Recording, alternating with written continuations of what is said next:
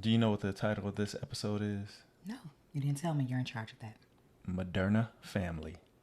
What? No, it's not. Yeah, like that show Modern Family. No, that's not the title. It is.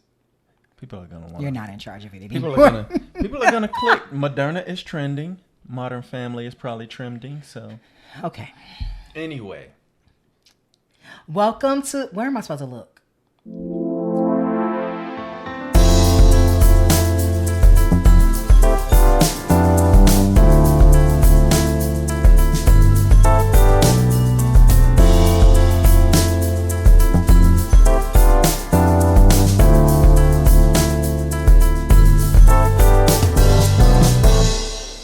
Welcome to the Good and Well Soul podcast. I'm Kim. I'm Dishon.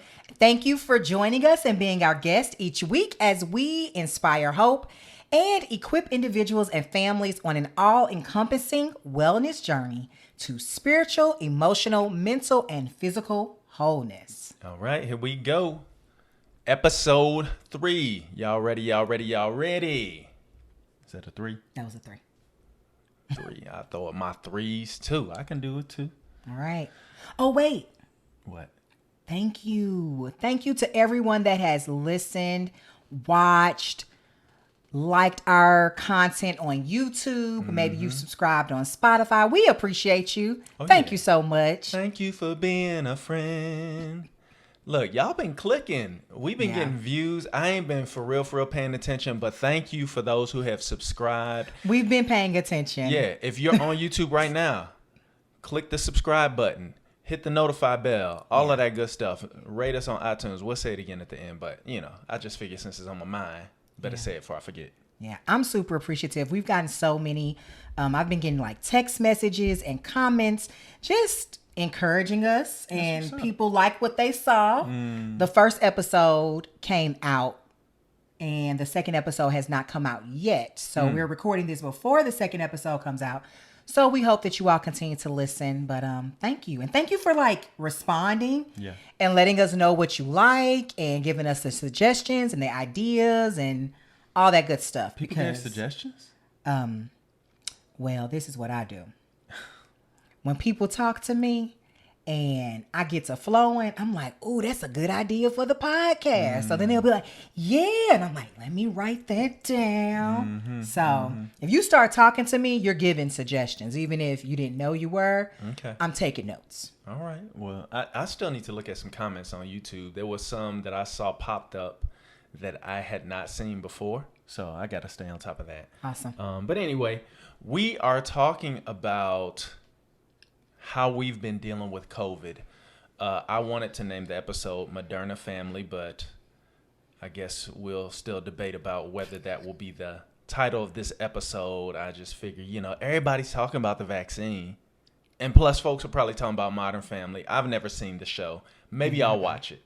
But I just figure it's trending, We have ethics. We're not going to do anything to be trending, but, if something's trending, why not ride the wave? So, depending upon what's trending.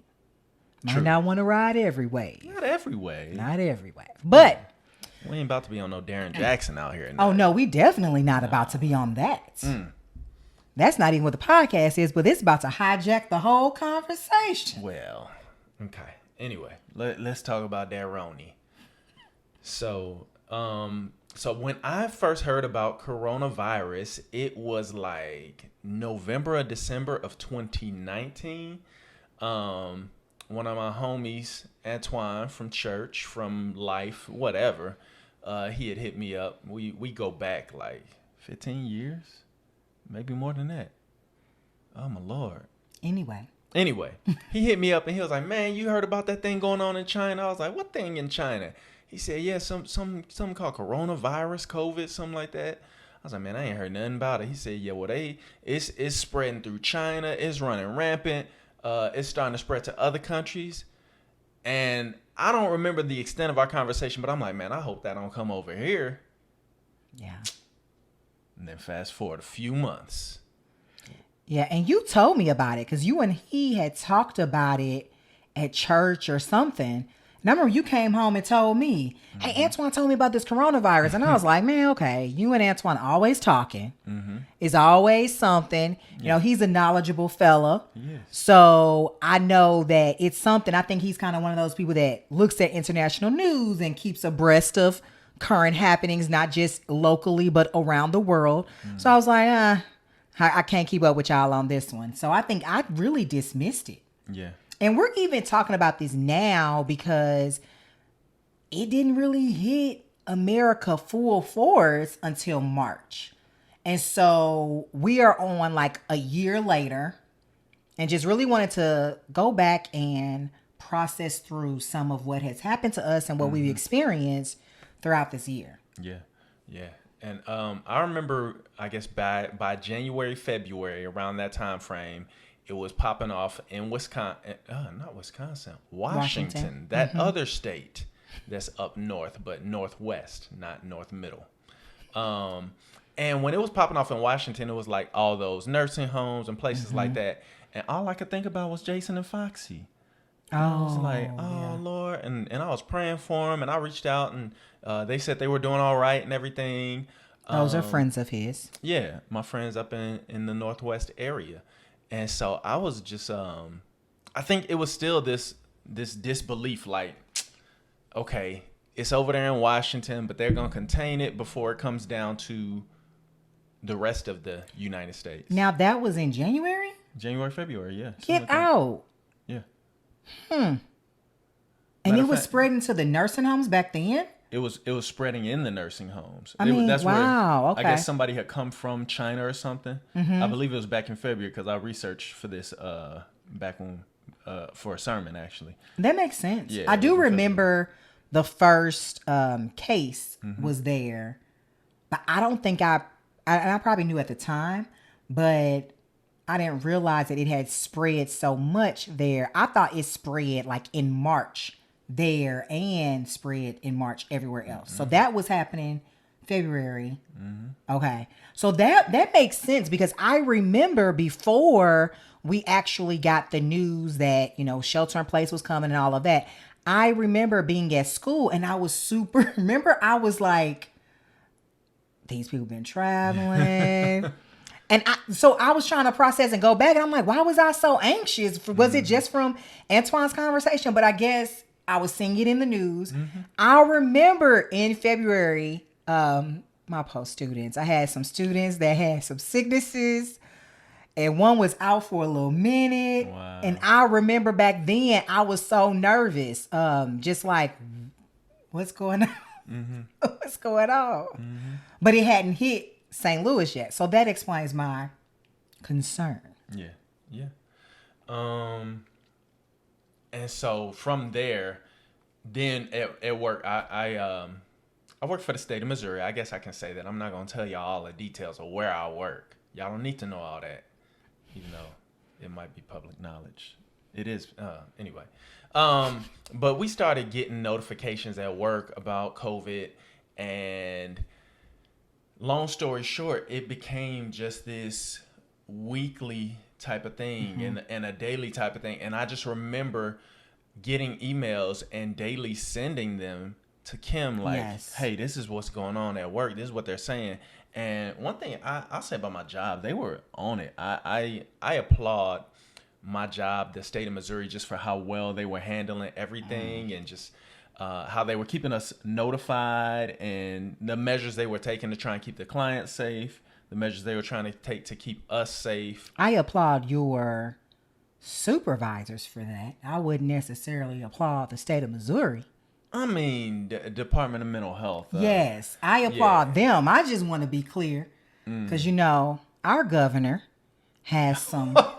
You always throwing the shade. I'm just saying the man has some interesting viewpoints on the pandemic and his alliances with other men in power at the time were concerning. Yeah. And so I just want to give honor to where honor is due. Yeah. And your supervisors and the Department of Mental Health where you worked were on it and superintendents and whatnot. Great job.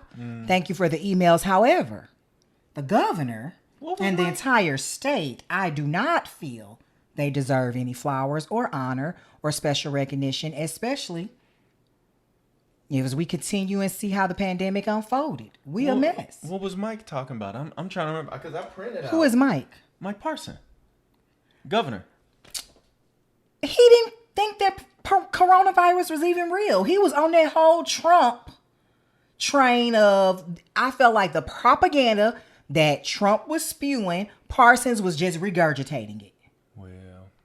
And Trump was telling us, oh, it's not, it's just contained. It's nothing. It's that. But lies, lies, and more lies. And Parsons was agreeing with it and going along with it. But he did put us on lockdown in March. Man, he barely wanted to do that. And he didn't even he didn't do it swift enough. And you have to remember, Parsons wasn't doing some of that stuff. Some of that stuff the St. Louis County was enforcing and doing. Wasn't he and Nicole Galloway had a little thing at one point, weren't they? What little thing? Because I think she was trying to lock it down before he wanted to. Well, because she was running for governor. Well, she holds another office though. She was a state auditor. There we go, state auditor. And I think people were thinking it was like this whole political thing. She's trying to show her strength as a candidate for governor. And she was doing that because he was not trying to hear it. Parsons was in Trump's back pocket.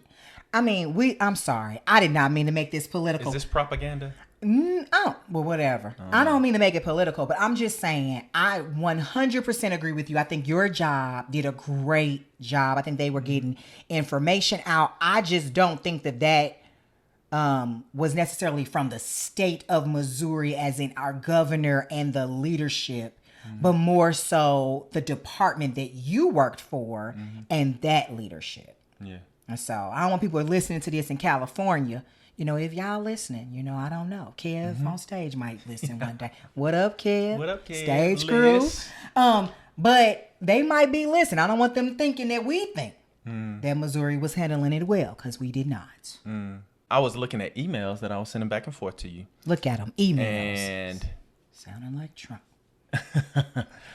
We need Hillary's emails. No. Folks been missing that voice. No, we haven't. You haven't been missing No, we haven't. I'm glad that Twitter silenced him. Facebook silenced him. But I'll be back. No, stop. You're making me creep out. You're changing the tone. Okay, back to the emails. So this email was from March Even 4th, though I started it. 2020. You did. I know. And the Missouri Department of Health and Senior Services had sent out an email to state employees about COVID and everything like that. So we were getting DHSS emails, DMH emails, CDC emails, WHO emails. And so I forwarded this one to you. I'm not going to go into detail what it says, but I'm going to read just the one line I said to you. I said, just to help you be a bit more at ease, I know you've been thinking about this a lot lately. We're okay. We were not okay. We were not okay. It's not okay. It was horrible. We were not okay. And I think that just underscores this whole idea. Even when we first went into the pandemic and it was like, oh, it'll be 2 weeks of a shutdown. Excuse me. I was thinking back to, just how this impacted. So that's your perspective over there at Missouri Department of Mental Health. You're getting emails daily. You're feeling like you're in the loop. You're buddy with Parsons. You're getting you're getting your emails and your information. I, however, am working for the lowly school system. We're just educating the children. No, you work for a good school system. Y'all was just ride or die out there. Y'all like, man, COVID, whatever. It could be whatever. We going to be out here educating these kids. No, okay. So first of all, that's absolutely incorrect. Okay. That is not factual.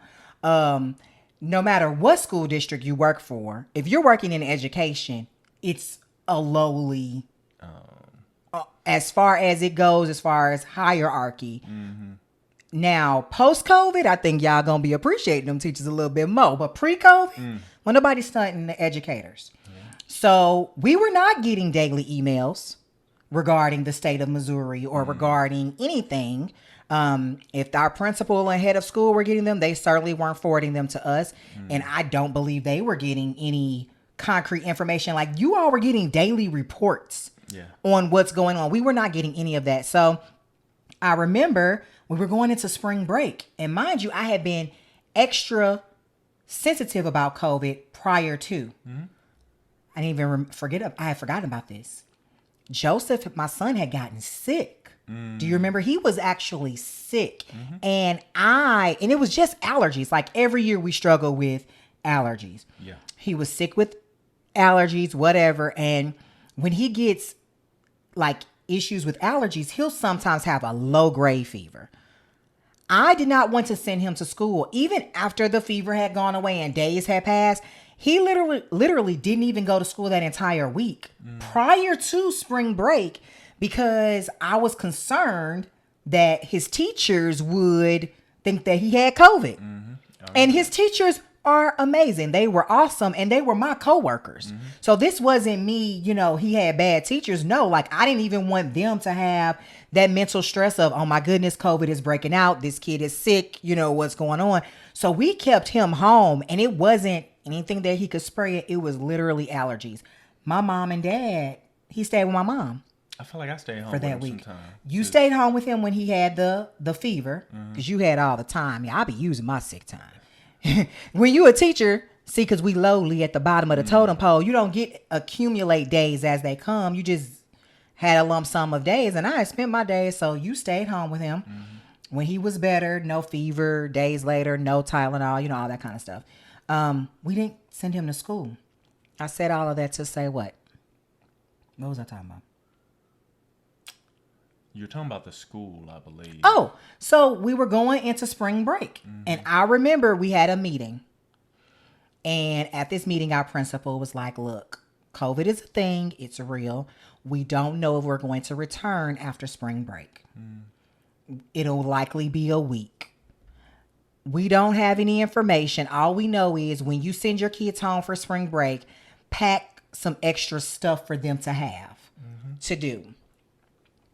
I felt panicked. I remember being like one of the last. I feel like I was the last teacher in the building that day because I would do that a lot. But I think I was one of the last teachers in the building. I was printing all of this work. I was scrambling, trying to like put packets together and get things together because we didn't know what was going to happen. And then I spent the entire spring break spiraling down.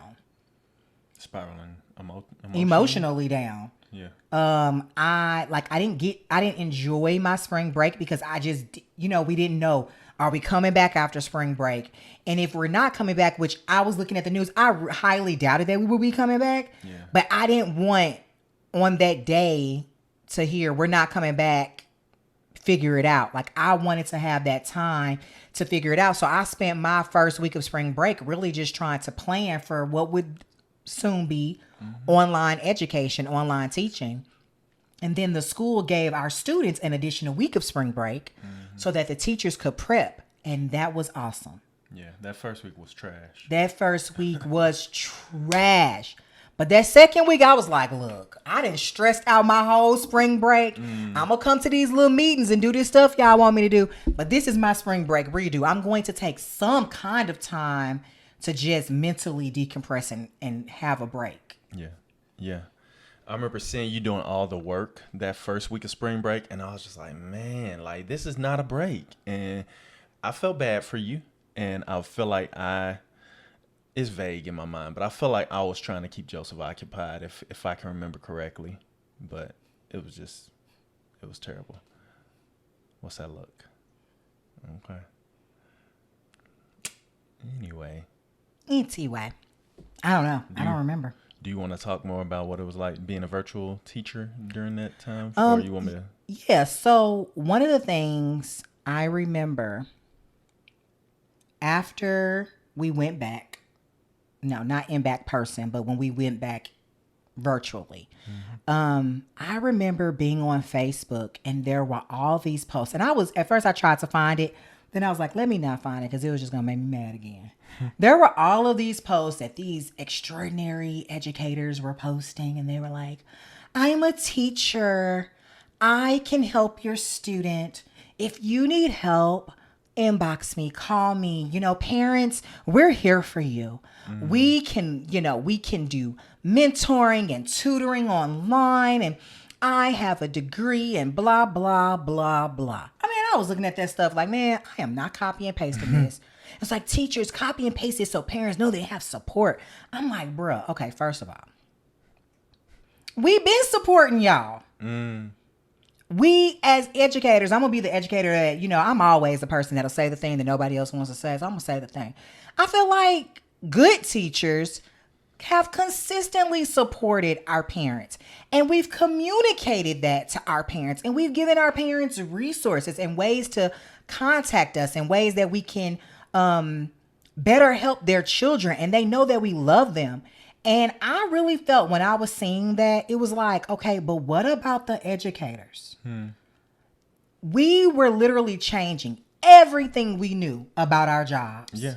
And it wasn't just, oh, I'm in my office all day, I can figure it out.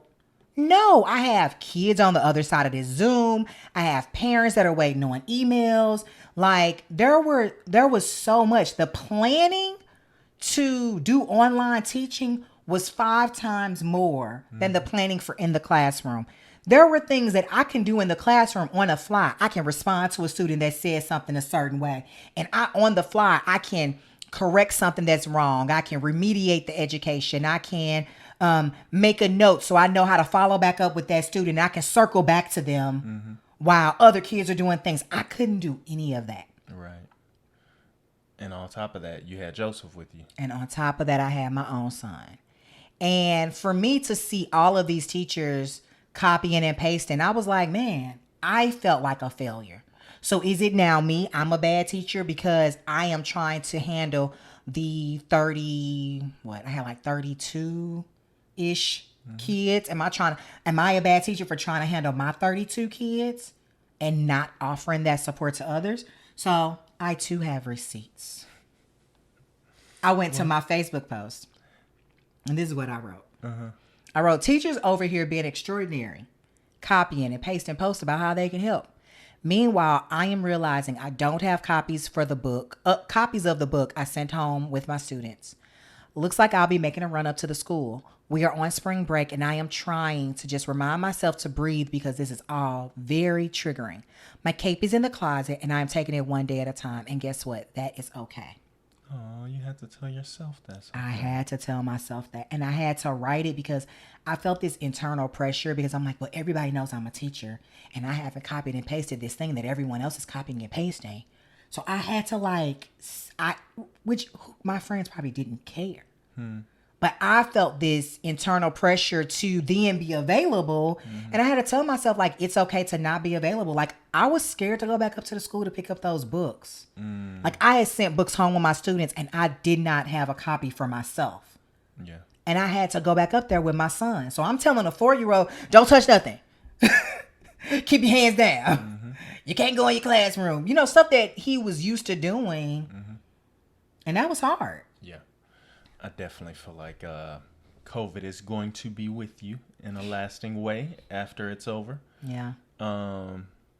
Yeah, that's heavy. I know for me, I would never label myself as an anxious person. I feel like I'm very laid back. You are. But my profession is that I am a manager of trainers, and being a manager of trainers, I am also a trainer sometimes. A lot of my training nowadays is doing soft skills, leadership, management type of classes when I do trainings, but I have to step in on CPR sometimes, and I have to step in on restraint training because we teach restraint techniques, behavioral intervention for the staff to deal with our clients. So March 16th, I remember this day because this would be the day, if I ever had a day where I had an anxiety attack, I was having an anxiety attack at work, so to speak. It may not have been. If you have anxiety attacks, I am not trying to diminish your struggle, but COVID is here in Missouri. March 16th, I'm doing a training for safety care, which is our behavioral intervention class. And we hadn't gotten any instruction at this point.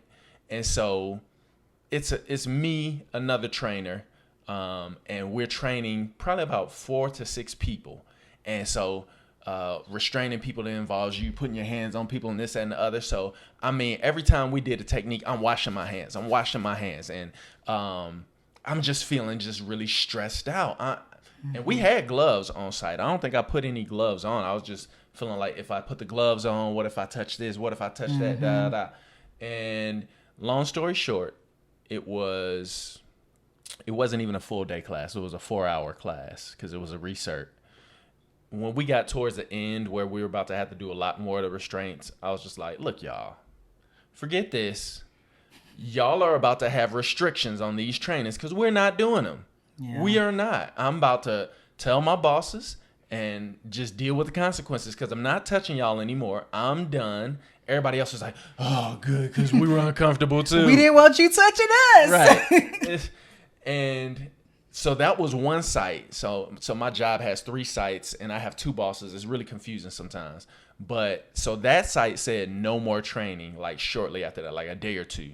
The other site was still doing training. So I had trainers that were still doing these trainings for at least another week or 2 before that site said, okay, stop doing hands-on training. And so it just stopped. And so my department just kind of went real topsy-turvy for a long time because the stuff that we were used to doing, we couldn't do because now we have to be socially distant. Now we have to not touch people. Now we have to wear masks. And if you ever have taught or trained, all the teachers that went back in person probably can relate to this, but if you've taught or trained for any amount of hours with a mask on, taught, preached, whatever, you know what it's like when that CO2 is building up in your mask. You can't breathe. I mean, your throat gets scratchy. It's almost unbearable. Especially at the beginning, because, that's like, now I feel like we've learned how to kind of breathe in the mask, you know how to take mask breaks. Yeah. You know how to do things to help yourself. But at that very beginning, you're going from no experience with using a mask long term to now you were wearing a mask for 8 hours, doing all that consistent talking too. It wasn't even like you were just sitting there with a mask. Like, you're communicating. Yeah. Yeah. And so I did have some experience with, I guess, the N95 mask because I had them. At the old crib, I had bought boxes of them from Home Depot. I know they were telling people not to buy them when the pandemic popped off. But this is why I love Dishon. You be having stuff. I remember N95 masks. It was horrible. Yeah. N95 masks were in short supply.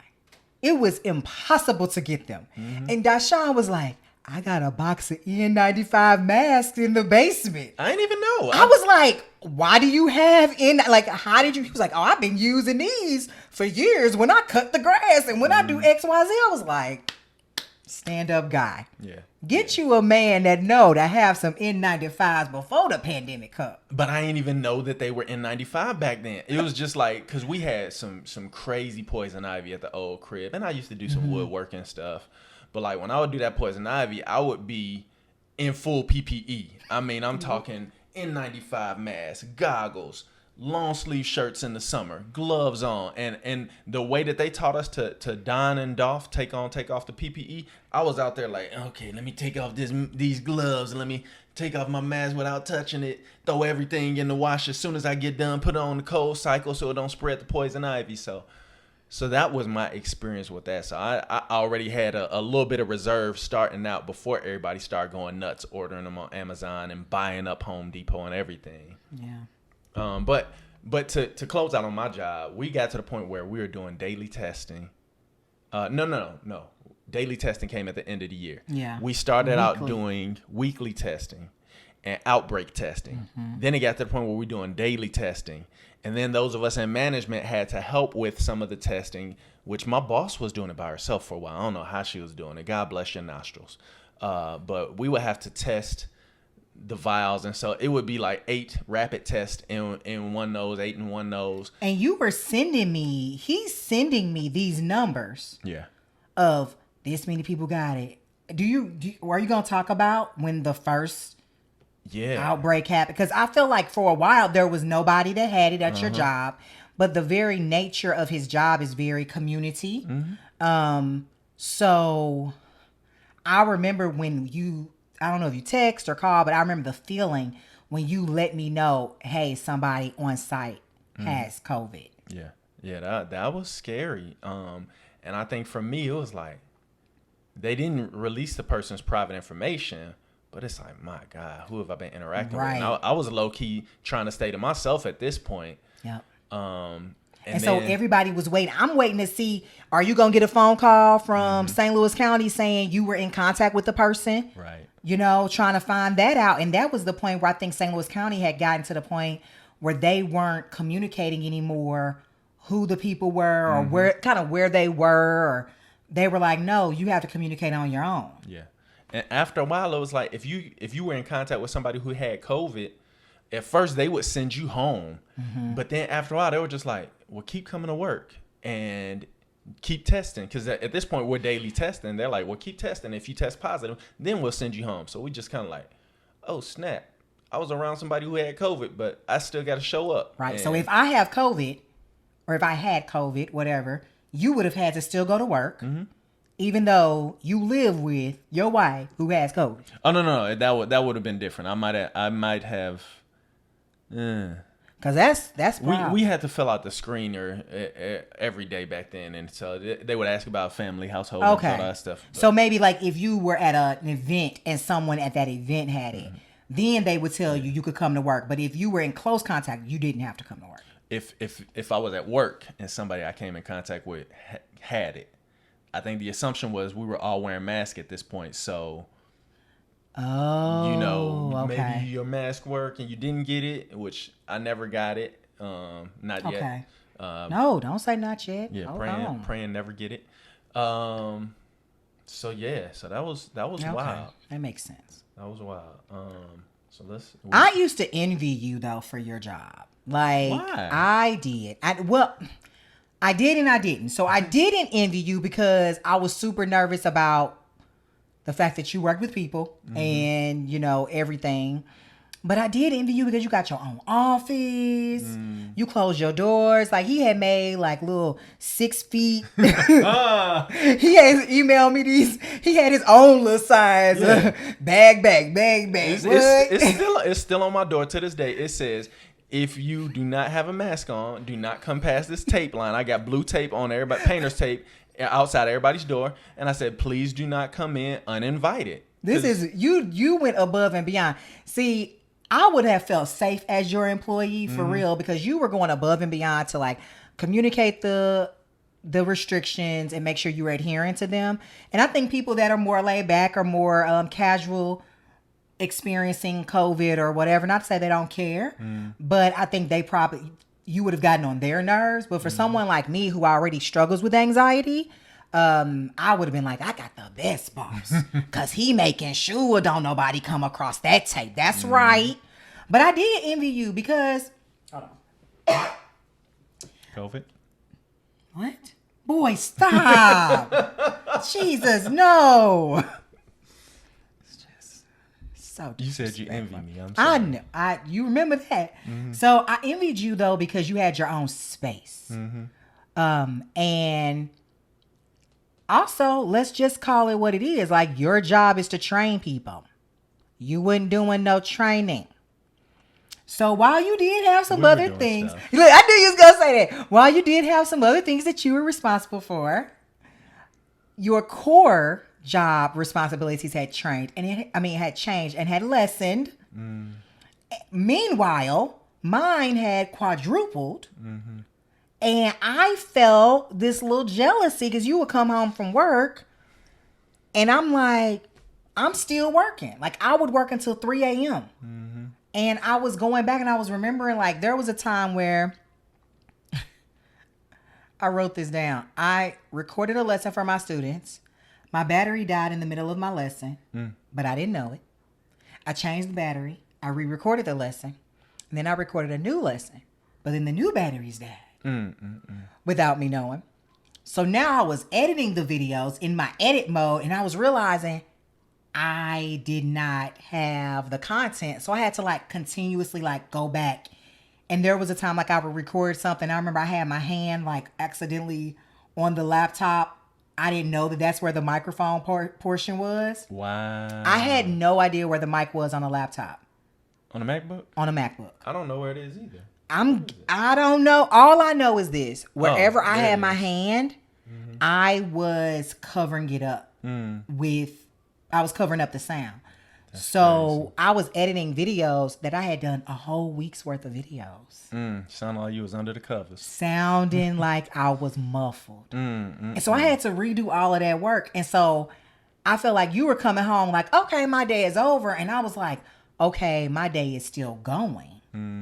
And poor Joseph, like his class lessons, I wasn't doing them. His teacher was doing videos and had sent home a packet, and I was a week behind. So I was doing them, but I was a week behind all of his classmates. So I would look at their little class Instagram, and I would see all the work that the other parents had done, and it was all great. And my son was on PBS Kids watching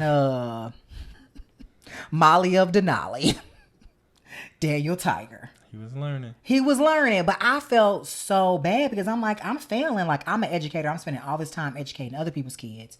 I'm not even doing my own son. And I'm jealous of you because I'm like, he is by himself. He is doing what he needs to do. I feel like, Dishon, you were even shining in that time because I feel like the things that make you, you're a great problem solver. You are very intentional about, following protocols and procedures and thinking ahead to make sure, like, if this goes wrong, what are we going to do? That we needed people like that. And you were that person on your job. So before COVID, they were looking at you crazy in the meetings when you would maybe say, well, we need to do X, Y, Z. And then you were like, no, we ain't doing all of that. But then now we're in COVID times and I feel like that was your strength. Yeah. So I was jelly. I'm sorry. And I know you weren't jelly at getting them COVID tests. Oh, no, I was not jealous of that. PCRs hitting the front of your brain. I was glad you were getting them, though. Those were our COVID tests. I was like, I ain't been nowhere. So did you get our test? Are we still good? I remember that first PCR test, boy. I felt like a thug teardrop down. They stuck that thing up. I'm like, you keep going. And then you had to figure out which nurses were going to do it right. Because, they all did it right. But some of the nurses were a little more gentle than others. Yeah, some have of a them, gentle touch. They just say, some of them be like, I'm like, oh, my brain, I needed that part. There was an article in EdWeek, edweek.org, back in April of 2021. It was called Exhausted and Grieving Teachers During the Coronavirus Crisis. That was the first article that I felt like I read where I felt seen. Like I felt like somebody actually understood what I was going through as an educator. Because I think even the parents, they were very kind, but they were like, this is great. You're doing a great job. So that made me be like, I got to keep it up. I got to make sure everything is perfect and the checklist is perfect and all of that stuff. Like I wasn't working day to day. I was working week to week. So I think when I saw that article, it said the sudden shift to the new demands of home teaching laced with fears about coronavirus blend into a kind of trauma that can shift the brain from higher order thinking skills into survival mode. Dang. So you was going into that reptilian brain. I don't like to say it like that. That's the part of the brain where survival mode exists. I think I definitely was in survival mode. And part of it was, 2020 was already a rough year for me because in 2019, middle of 2019, I suffered the loss of my brother. So I already had a tough school year. I had the best students ever. And I could not have done what I did had I not had that class. Because that was, and I feel bad to say that, but that was the best class I had ever taught. They were the best parents. Like, they were just the best. I had the best principal that I'd ever had. Like, everything was just like the best. Yeah. And I thank God for that because I was experiencing such grief already. And I was already, if you're a teacher, in March, you already in survival mode. Yeah. You trying to get to May, and then coronavirus hit. So I definitely was in survival mode. Yeah. And I was trying to figure out how to word this because I was thinking back through that season for you. Wasn't there a point where you realize I am doing more than I need to? Like what was it, your website or something? Like you were doing stuff to your teaching website and you were realizing like I did all this stuff and yeah, I think that was a lot of, as much as I had really great parents, I think they were also struggling, with the pandemic and everything on their end. So, when you realize like they're not reading these emails and the students' work is still not being completed, even though I spent all this time creating this checklist for them at the beginning of the week, they're not checking it for themselves. So then I'm at the end of the week saying, this is what they didn't do. And I'm still trying to do the new, it was just too much. And I think one of the things too was I was being extra with my videos. So I wasn't just teaching, like I was putting in, transitions, and I was putting in labels at the bottom, and I was doing picture in picture and having diagrams posted. Doing lower thirds and whatnot. I was, because I knew how to do it. And so I felt like, well, because I know how to edit a video and make it look like this, I should do this for my kids. And I think I was just doing too much. For me personally, it's not too much. I think it was just fine. You're trying to be DJ D nice. Up here transitioning, outfit changes and whatnot. I just wanted, I felt like my babies, they were at home. They, they're missing their friends. They already have to learn on a video. I wanted it to have some pizzazz. I wanted, people, they're used to me being in the classroom having illustrations and things that they can touch and hold and see. And I wanted to bring some of those elements to the video. So I was doing the most, and I know that, but it was for my kids. Yeah. So if I could go back and do it again, low key, I would just do the same thing. Yeah. I would just power through. I believe it. That is just your nature. It's for my babies. It's all right. I feel like we both are wired that way in our passion areas. Yeah. To do the most. Yeah. And at the same time, Joseph was doing the most with screen time. Just blowing it out the water. Just go and watch another episode. It's all right. Yeah. When summer break hit for y'all, I was like, thank God. Like I felt a relief because I was leaving the house, but I could feel it was palpable, just the weight that was on you. Yeah. And so when you finally got to go on summer break, it was like, yeah. And the fact that you had already made the decision prior to COVID, like taking a year off, like that was even more I guess reassuring. Yes, I think that is what actually gave me the mental break. I needed a gap year. The Holy Spirit dropped it in my spirit. You need a gap year. I felt like Junior on Blackish. I was like, I can't do this. It was because of the grief, which we're not going to talk about in this episode. But it was because of the grief. I already felt like I just needed a year to get it together. And really, I wanted until January of 2021, but in teacher terms, like I'm not going to go into a classroom in January. So I needed that school year. But that is what gave me the grace I needed to take the break, because had I known that I was going to be back in the classroom in August, I would have been spending my entire summer break researching how to excel in virtual teaching. Yeah. So for me, oh boy, how did it impact my wellness? I'm trying to think what I should talk about first, running or church. I'm gonna talk about running. Yeah. Just because I talk about church too much. Running wise, whole nother podcast. So check this out. I ran my first marathon in November of 2019. Yeah. And I was like, I'm running a second one in November 2020. So that was that goal. And then I was like, and my spring race for 2020, I was like, I'm on set a nice, a huge PR for the half marathon. So if anybody cares, my half marathon time for 2019, I was just over 2 hours. I care. And my goal was to break 2 hours in the half marathon. And coming off of my first marathon, I felt like I was in shape to do it. I felt like mentally, physically, I was in shape to do it.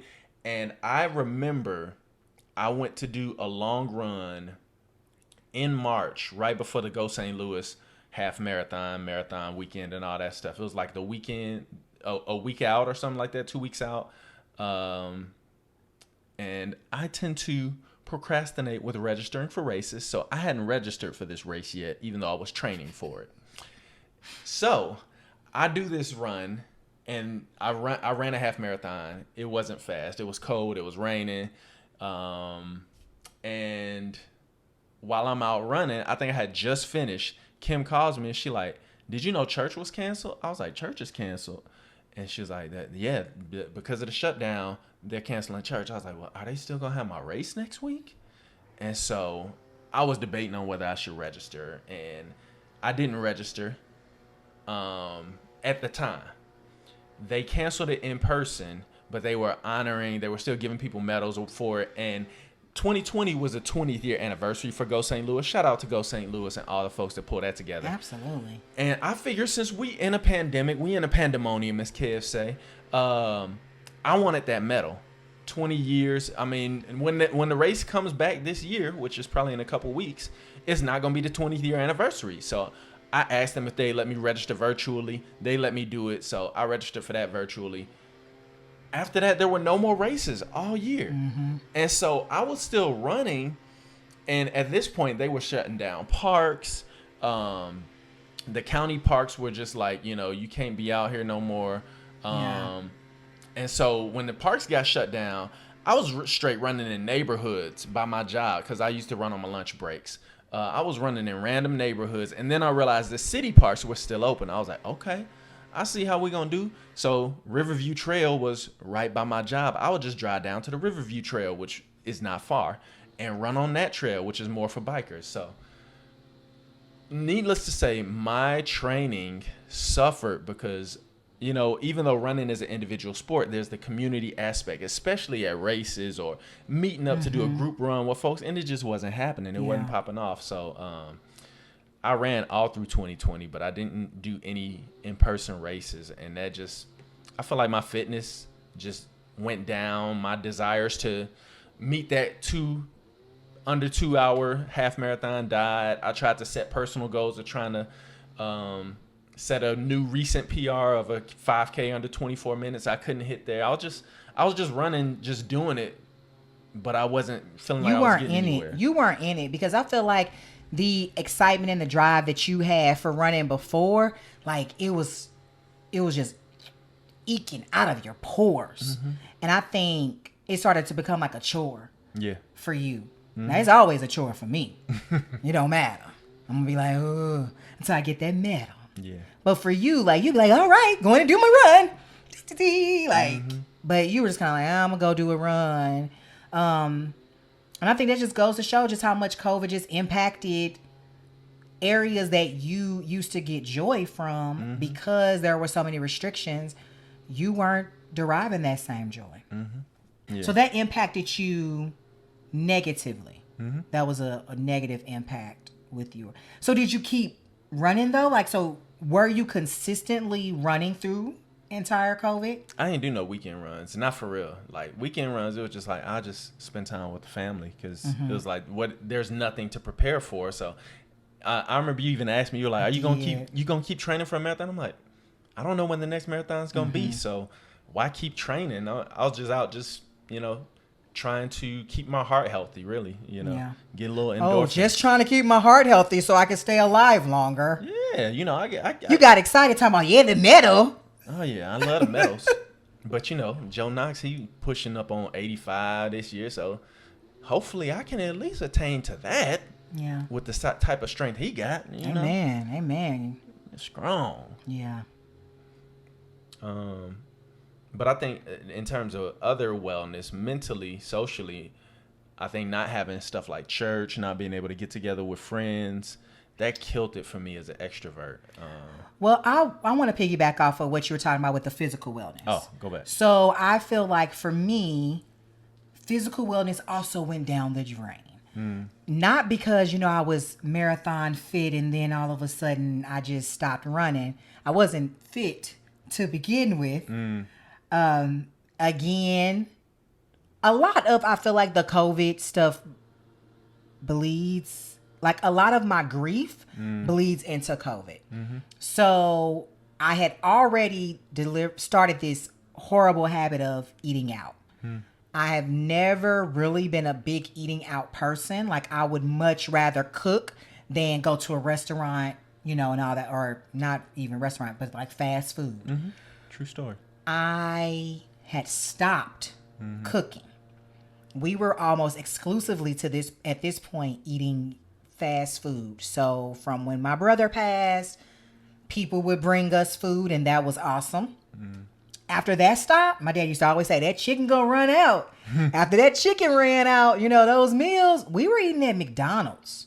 We were not eating at McDonald's. Me and Joseph were eating at McDonald's. Oh, my Lord. It had gotten bad, babe. And McDonald's is the devil. It is. But I had that. I mean, that's how far I had fallen. Oh, man. It was just bad. We were eating at McDonald's. And I had even remember, I was giving him this do as I say, not as I do speech. I was like, now we're not going to be doing this all the time. These chicken nuggets really aren't good for you. But, mommy's just having a hard time. So we're just going to get them today. I had this whole speech I would give him. He's like, okay, yeah, whatever. Let me get them nuggets. Whatever you got to say to make yourself feel better. So we had just been eating trash food. So when COVID hit, remember right before Daddy's birthday, I went to the grocery store. You were with me. We went to the grocery store. We went to Walmart? We went to Walmart. We went to their grocery section and we had a cart full of food. Oh, yeah. We ran it up. We had a cart full of food. From then on, I cooked everything. We didn't eat out for 6-7 months, nothing. Trust them. So that should be good. But because I was going through my whole thing, I was cooking. Fried this, meatloaf and mashed potatoes, comfort. I know it does. I kind of want that tomorrow. But I was cooking a lot of comfort food, like macaroni and cheese, and then I was baking. I was making brownies every week. Can we do that again? No. Remember, me and Joseph was even making them with peanut butter swirls and salted. That was so good. It was so delicious, but we were making it all the time. And then remember, I started buying ice cream and putting ice cream with it. Oh, it was so bad. I was making cookies. We were making muffins, banana breads. I mean, I was going in on the cooking. And none of it was healthy. And I was gaining all the pounds. Yeah.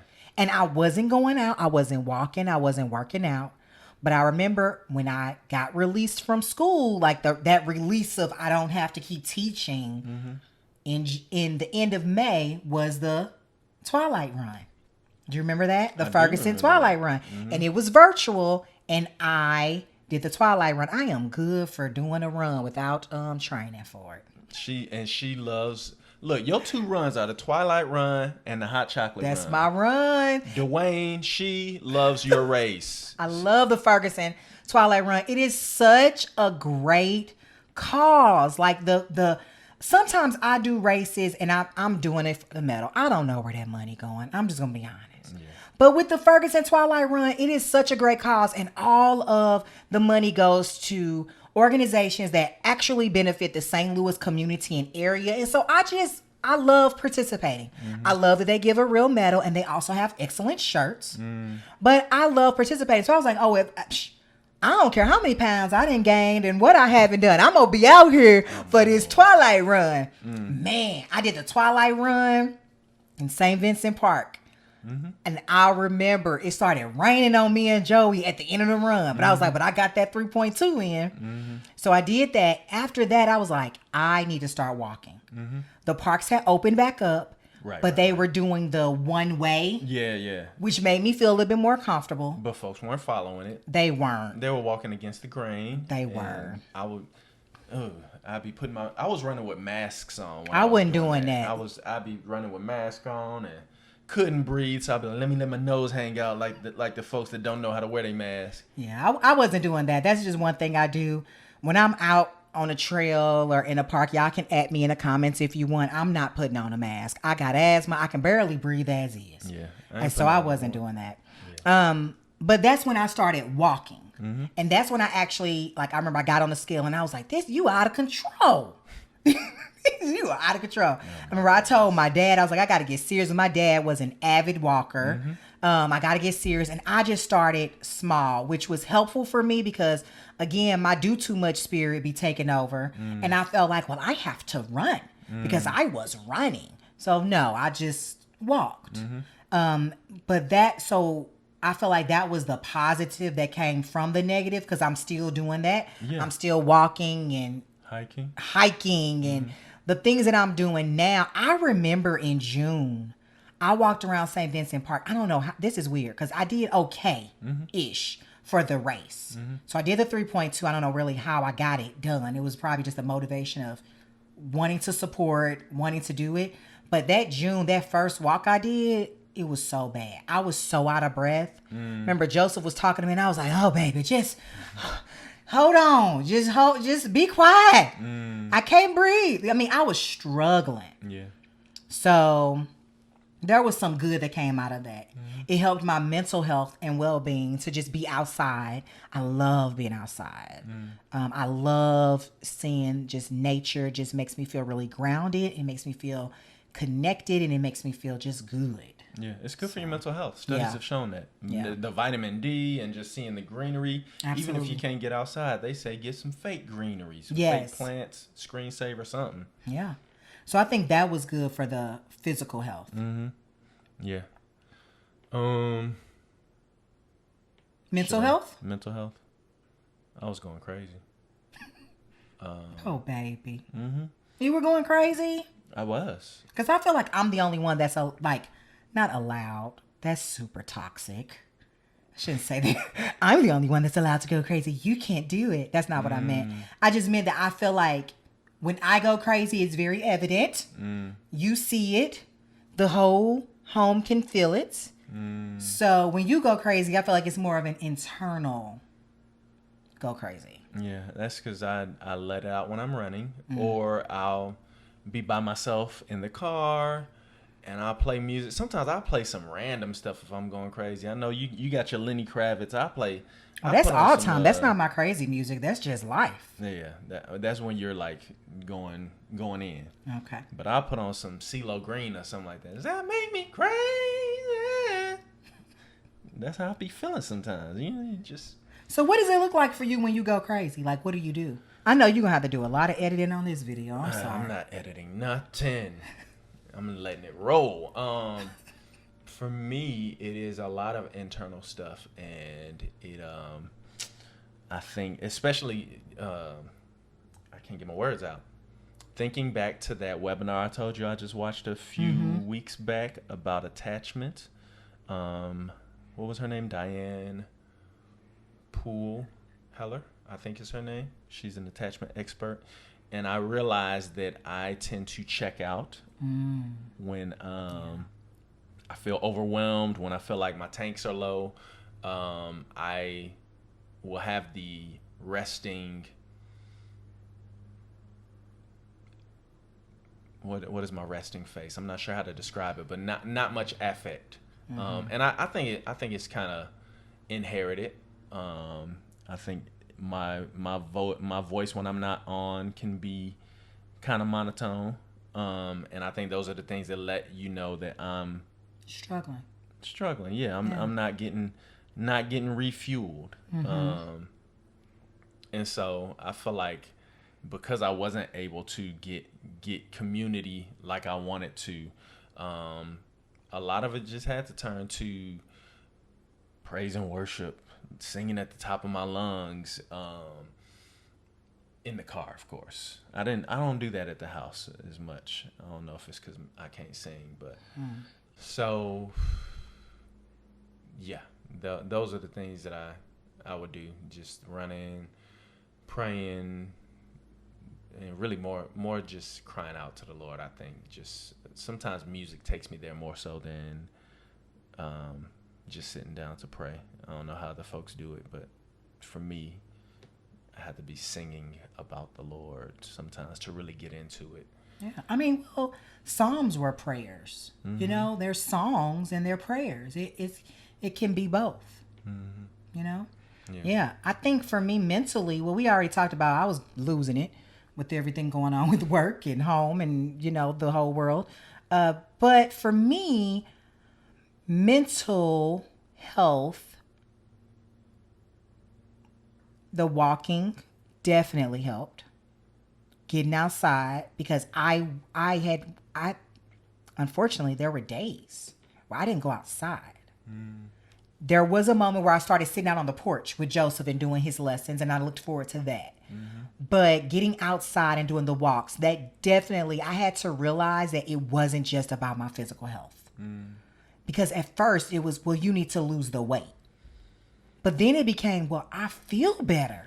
I feel better about myself. I feel better about the outlook of life when I do this. So I can't put it off as well, you just didn't get your walk today. Like, that mental component, that boost that I got, that was my driving force. So I definitely feel like that was something that I did to help my mental. But the other thing was really just connecting with content that was already available, but that I maybe was too busy to connect with. That was online that could feed me spiritually. I was craving community. I was craving, and I felt like I was craving women's fellowship and community prior to COVID. So when COVID isolated us, it was even worse. So I looked to different speakers, authors, to provide that support that I was missing. And I thank God that I feel like I found that. And I was very consistent about, you know what? I don't care if no one else wants to do this Bible study with me. I don't care if no one else wants to read this book with me. Like, I want to do it with other people. I long to do it with other people, but my soul, my mental health is my responsibility. It's not my pastor's responsibility. It's not your responsibility. It's my responsibility. Run it back. It's not my pastor's responsibility. It's not your responsibility. Okay. I'm gonna make that my ringtone. Oh my gosh. It's not, but it's really truly not. And it's not my responsibility to make sure that you are mentally healthy. Because I'm crazy out here. We contribute to it, and there are ways that obviously you can support and that you can enrich your partner's mental health. But it wasn't up to you to do that for me. I had to figure out, Kim, what do you need in order to be mentally strong right now? And what are you going to do about it? I can't wait for you to come home and say, oh, I'm going to give you a break with Joseph. Because those days when that didn't happen, I was receiving the brunt of it. You know, when you say, well, I'm going to go for a run, and I didn't prioritize going and doing a walk that day, that's my fault. I can't be mad at you because you got to go for a run. I need to figure out, okay, well, how do you put this in your schedule so that you too can have that mental break and outlet that you need? Yeah. But I think during the pandemic, I tried to make sure that if I was coming home trying to get out, that I was taking Joseph. I remember you did a lot of times, if nothing else, we would just go and walk around the block. Like, and where we used to stay, we lived in a cul-de-sac, and we would just walk around the block. Or take him to the little park. There was a park in the middle of our cul-de-sac, and he would take him out to the park to just, that 20, 30 minutes, whatever, that was helpful. I should have, taken a nap or done stuff. I probably was figuring stuff out with that time. But that was helpful. Yeah. Or if I went for a run, I'd be like, get in this jogger stroller. Because he wasn't as pliable as when he was, a year old or 2 years old. I'd just be like, get in there and he'll fall asleep. But now I got to negotiate with him. All right, we're going to go to the park. And then you can play. Right. We're going to run up there and then we're going to run back.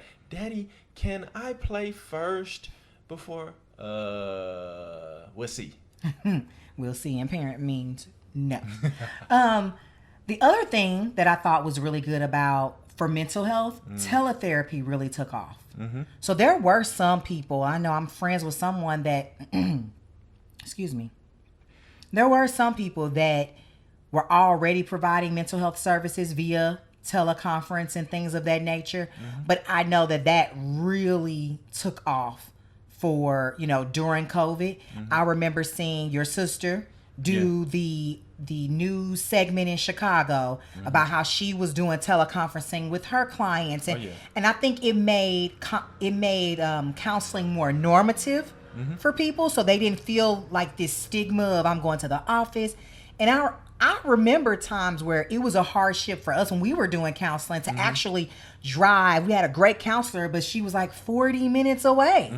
And the drive there and the drive back and who was going to watch the kid while we were commuting, all of that was a lot. So then going into COVID, having that teleconference be available for mental health, I think was great. Yeah. I didn't start getting any counseling services until like towards the end of 2020 towards the end of 2020. But just knowing that was available to me, that I didn't have to go sit and talk to somebody with a mask, that was just huge. Yeah. I hate that teletherapy wasn't popping off like it is now in 2019, because had it been, I probably could have been seeing the therapist I was seeing then virtually. Because when I tried to come back, he was all filled up. I mean, it boomed and everybody was just booked up. So, well, even too, thinking about like the podcast, when I was thinking about content and like therapists, some of the therapists were doing podcasts. There was a podcast, Black Girls Therapy, I believe is what it's called. I know Chantel, your sister, started doing a podcast, A Time to Bloom. Time to Bloom. So check definitely her on Tuesdays. Yep. So that was, I think, a great service that had come about just because people were trying to make sure that the content was still out there. Yeah. And the funny thing, so, and this is probably a shameless plug, and I'm not sure, we probably need to wrap up soon. We did the Love Hour conference last year during the pandemic, and we wouldn't have been able to go had it not been for the pandemic. So Liz, Kev, Liz, thank you so much for that, because we wanted to go, and I remember when it first came out, I was like, oh, we gonna do this, and then I saw the price, and I was like, we not gonna do this. But we were thinking about starting our podcast back then, and I have an email in my receipts of when I was working on the first logo, and the first logo I did was trash, y'all. Did I see it? You did. What did I say? You didn't like it. Oh. It has a lot of the same elements of our current logo, like some of the same fonts and all that type of stuff. But I had this whole kind of Bob Marley Pan-African fruit roll up type thing. Oh, I do remember on. that one. It really makes me want to fruit roll up as I think about it, because it was just like the red, yellow, green, going from the top to the bottom. But some of the fonts just weren't hitting. The way that I did the color wasn't hitting. And that lawnmower is right underneath us. I don't know if y'all can hear it. But so loud.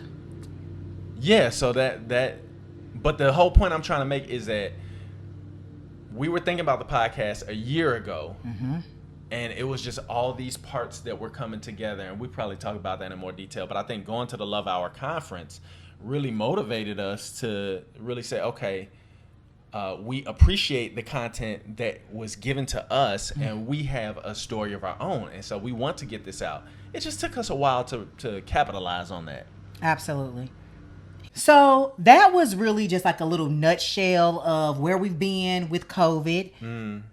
I think there's still a lot more story to tell, obviously, about that. And the thing is, I think everybody has a story. And I think this is important because this is chronicling history. You know, I had my students do like a little digital scrapbook, and I feel like I should have been doing the same thing. So for me, I guess this is a little bit of a time capsule, if you will. There we go. Conversation to just record in history our experiences. We got photos. Yeah, definitely. Scrapbook that. Yeah, we can. Yep. So I think, the next thing that's coming up is vaccinations. Vax it up before you hack it up. Wow. Did not know that was coming. I've been thinking about that for a while. I just never got it off yet. Yeah. Dishon got vaccinated. Well, you want to share this? Is that okay for me to say? Yeah. Dishon got vaccinated early on because, like him and his buddy Parsons was making sure that he got the vaccination. That's a shame. Meanwhile, me as a lowly teacher, I couldn't find a vaccination. I am an essential worker. You are. No, not technically. You are an essential worker, and you're super essential. We definitely need you in the people and the work you do because it's important. Yeah. So I was just jealous because I didn't get vaxxed. Yeah. When you got vaccinated, I feel like you came home like there was a weight. I mean, it that wasn't. Felt. I was just grateful to get it. Yeah. Because at first I was like everybody else. I was like most of us black folks, and I was like, man, I ain't getting it. Tuskegee experiment, and thank you, Kev, for having Ask a Doctor, because I had it all twisted on Tuskegee experiment. The guys already had syphilis and just thought they were being treated. That's an aside. But anyway. It was still wrong as dirt. Absolutely. Still unethical. But there was that whole feeling of what they going to give to us. I'm not sure if I want to get vaccinated because, and black people do get a raw deal from healthcare doctors a lot of times. But in my defense, and in a lot of y'all defense, when I went and got vaccinated, I looked around the room. I looked to my left, I looked to my right, and I said, oh, some of these people might have been at the Capitol insurrection, so I think I'm okay getting this vaccine. I don't think they literally were. If folks are watching from work and you were in that room when I got vaccinated, I don't think you were at the Capitol insurrection. But if you were, you need to turn yourself in. There were some people from Missouri there. Yeah, that one guy lost his job. Mm-hmm. Yep. Own up to it, though. Yeah, but I do feel like there was a difference in your just overall demeanor after you got your vaccination, where you probably, like, that relief came across. Yeah. And so I think seeing that relief, doing my own research, learning more about the vaccination did make me say, okay, I think I will go ahead and pursue being vaccinated, which the day this comes out is supposed to be my second shot. Oh, go ahead. So, second shot, and I've heard that second shot takes you out. You remember I had that hot flash? Yeah. So, yeah, I recall your experience. That's all right. Just take your Tylenol right after. Yeah. So, because that's my second shot, I think I'm a little leery and nervous just seeing what I've heard about that so far, but also, I made the decision. I made the decision with the best information that I had. I felt like I researched it thoroughly. And so the day this episode comes out, y'all pray for your girl, because I might be going through it with the, what are they called? Side effects. Yeah. Might be going through it with the side effects. Right. I don't know. Just a little headache, maybe a little minor fever. You'll be good.